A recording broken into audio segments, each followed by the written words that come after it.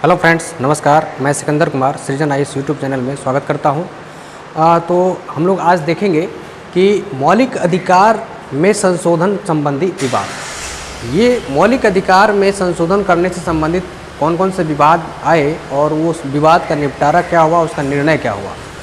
Actually में मौलिक अधिकार में संसद के द्वारा जब भी संशोधन करने की जो है प्रयास किया गया, संशोधन करने का प्रयास किया गया, तो वो जितने भी बार संशोधन करने का प्रयास किया गया संसद के द्वारा मौलिक अधिकार में, वो उतना ही बार वो मामला सुप्रीम कोर्ट में गया। तो सुप्रीम कोर्ट के द्वारा हर मामला में अपना जो है निर्णय दिया। वही निर्णय जो है एक ऐतिहासिक बन गया है। तो वो परीक्षा में भी पूछ लिया जाता है कभी कभी इस निर्णय से सवाल। ठीक है। तो सबसे पहला जो मामला है वो है गोलकनाथ वर्सेस पंजाब राज्य 1967 में। यह मामला सुप्रीम कोर्ट पहुंचा। एक्चुअली में देखिए, ये जो मामला है गोलकनाथ बनाम पंजाब राज्य, ये पंजाब राज्य पर दावा ठोका था, केस किया था। वही मामला चला आया कहाँ पर उठकर, सुप्रीम कोर्ट। तो सुप्रीम कोर्ट इस मामले में निर्णय क्या किया, इसको हम लोग समझेंगे। लेकिन सबसे पहले ये समझिए, देखिए गोलकनाथ बनाम पंजाब राज्य जो मामला उठा था 1967 में, ये मामला उठा था एक्चुअली में मौलिक अधिकार में संशोधन से संबंधित। ठीक है, संशोधन करने से संबंधित मामला उठा था। इस मामला में सुप्रीम कोर्ट क्या निर्णय दिया है। एक्चुअली में इससे पहले जो गोलकनाथ वर्सेस पंजाब राज्य से पहले जो है यह व्यवस्था थी, है ना, यह व्यवस्था थी कि मौलिक अधिकार में 368 की प्रक्रिया के तहत संशोधन किया जा सकता है। ठीक है, यह व्यवस्था दी गई थी, है ना, सुप्रीम कोर्ट के निर्णय में ही यह व्यवस्था कर दिया गया था।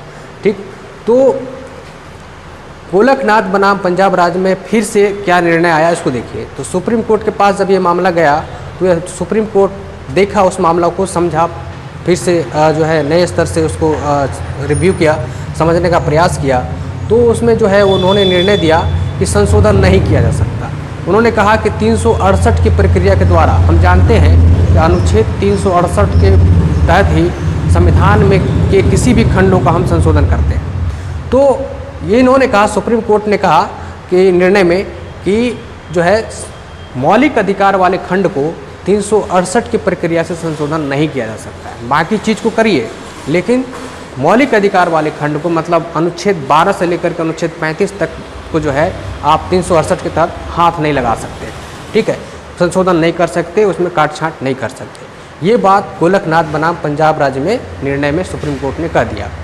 फिर जब क्या था, जब ये निर्णय हो गया सुप्रीम कोर्ट का, तब क्या किया संसद जो है अपनी शक्ति का परिचय देते हुए 24वें संविधान संशोधन 1971 लाया। ठीक, 24वें संविधान संशोधन 1971 लाया। और उस 1971 के 24वें संविधान संशोधन में क्या किया कि अनुच्छेद 13 और अनुच्छेद 368 में ही संशोधन कर दिया। उसकी जो प्रक्रिया है उस प्रक्रिया में ही संशोधन कर दिया। और उसमें वो मेंशन कर दिया बाकायदा कि संसद 368 के तहत और अनुच्छेद 13 में कुछ ऐसी व्यवस्था कर दी गई कि जो 13 और 368 के तहत मौलिक अधिकार में संशोधन कर सकती है। मतलब संसद जो है मौलिक अधिकार में संशोधन कर सकती है। ये बात निर्धारित कर दिया गया। ठीक, तो किस में निर्धारित कर दिया गया, 24वें संविधान संशोधन 1971 में। तो अब संसद जो है अब हावी हो गया। अब सुप्रीम कोर्ट के निर्णय को अपने संशोधन के द्वारा संसद जो है हावी हो गया। अब मौलिक अधिकार में जो है संशोधन किया जाने लगा, या किए जाने का प्रावधान कर दिया गया इस संशोधन के माध्यम से। उसके बाद मामला फिर उठता है 1973 में केशवानंद भारती बनाम केरल राज्य। ठीक है, तो ये मामला उठा केशवानंद भारती बनाम केरल राज्य 1973 में। तो केरल राज्य के और केशवानंद भारती के बीच में ये मामला उठा। वही मामला सुप्रीम कोर्ट चला आया। सुप्रीम कोर्ट जब चला आया तो सुप्रीम कोर्ट इसमें भी कुछ निर्णय करता है।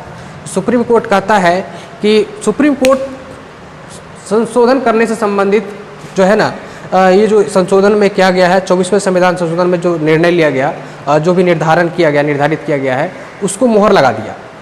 केशवानंद भारती बनाम केरल राज्य वाला मामला में सुप्रीम कोर्ट क्या किया कि कहा कि संशोधन तो कर सकते हैं, ठीक है, संशोधन मतलब मौलिक अधिकार में संशोधन कर सकते हैं, लेकिन आपको यह ध्यान रखना होगा कि मूल ढांचा, संविधान का जो मूल ढांचा है ना, जो कि मौलिक अधिकार का जो मूल ढांचा है वो प्रभावित ना हो। ठीक है, अगर मूल ढांचा प्रभावित होगा तो हम आपके कानून को जो है निरस्त कर सकते हैं। तो ये उन्होंने केशवानंद भारती बनाम केरल राज्य में सुप्रीम कोर्ट ने निर्णय में कहा। क्या कहा कि संशोधन तो कर सकते हैं, ठीक है, संशोधन तो कर सकते हैं, मतलब मौलिक अधिकार में संशोधन तो कर सकते हैं, लेकिन मूल ढांचा प्रभावित नहीं होना चाहिए, संविधान का मूल ढांचा प्रभावित नहीं होना चाहिए। सकारात्मक चीज़ को जोड़ सकते हैं, नकारात्मकता को जो है ये नेगलेक्ट किया। तो इस तरह से जो है यह मामला यहाँ तक पहुँचा। इसके बाद फिर आता है आपको 42वां संविधान संशोधन, 42वां संविधान संशोधन 1976। इसमें अब सरकार क्या करती है, देखिए 42वां संविधान संशोधन 1976, इसमें क्या है, एक व्यवस्था कर देता है सरकार कि मौलिक अधिकार से संबंधित कोई भी संशोधन अगर होगा तो उसमें उसका जो है कोई भी मामला सुप्रीम कोर्ट या किसी भी न्यायालय में नहीं जाएगा, है ना, किसी भी न्यायालय में नहीं जाएगा, नहीं जा सकता। किसी भी न्यायालय को यह अधिकार नहीं है कि इससे संशोधन से संबंधित मामलों को देखे। मतलब सुप्रीम कोर्ट को पंगु बनाने का प्रयास किया गया इस संशोधन में। एक संशोधन तो ये 24वां वाला, इसमें पंगु बनाने का प्रयास किया गया सुप्रीम कोर्ट को, और दूसरा 42वां संविधान संशोधन 1976 के द्वारा, हालांकि इस संविधान संशोधन को मिनी कॉन्स्टिट्यूशन भी कहा जाता है, इसमें बहुत सारे चीज़ों को बदलाव किया गया था। उसमें से एक बदलाव ये भी था, इसमें था कि मौलिक अधिकार में संशोधन अगर होगा तो उस मामले को सुप्रीम कोर्ट या अन्य किसी न्यायालय में, हाई कोर्ट वगैरह में नहीं ले जाया जाएगा, ठीक है। तो ये बात जो है 42वां संविधान संशोधन में कही गई। तो सरकार जो है अब यहाँ सरकार वर्चस्वता की स्थिति में आ गई। तो ये है न्यायालय और सरकार के बीच में टकराव कर सकते हैं और वर्चस्वता का लड़ाई कर सकते हैं, ठीक। तो ये बात हो गई 42वां संविधान संशोधन 1976 में ये निर्णय आ गया। अब क्या था कि 1980 में फिर एक मिनर्वा मिल्स मामला आया, मिनर्वा मिल्स वर्सेस भारत संघ, मतलब भारत सरकार और मिनर्वा मिल्स के बीच में ये विवाद आया 1980 में। ये मामला भी गया सुप्रीम कोर्ट, ठीक है। ये भी था मौलिक अधिकार से रिलेटेड, ठीक। तो मौलिक अधिकार से रिलेटेड था। तो मिनर्वा मिल्स बनाम भारत संघ, भारत सरकार, इस 1980 में ये मामला आया।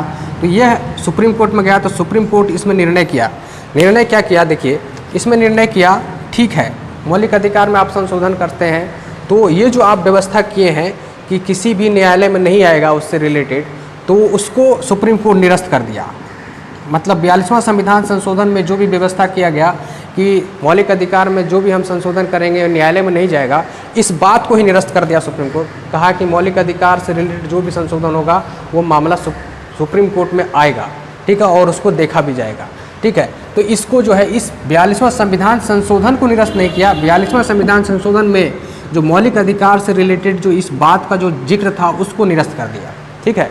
ये बात निरस्त करके कहा कि वह मामला जो है सुप्रीम कोर्ट में आएगा और सुप्रीम कोर्ट उसको देखेगी और उसको निर्णय करेगा, और वो देखेगा कहीं मूल ढांचा का जो है ओवरलेप तो नहीं हुआ है, मूल ढांचा का ओवरलेप तो नहीं हुआ है। ये सुप्रीम कोर्ट का अधिकार है।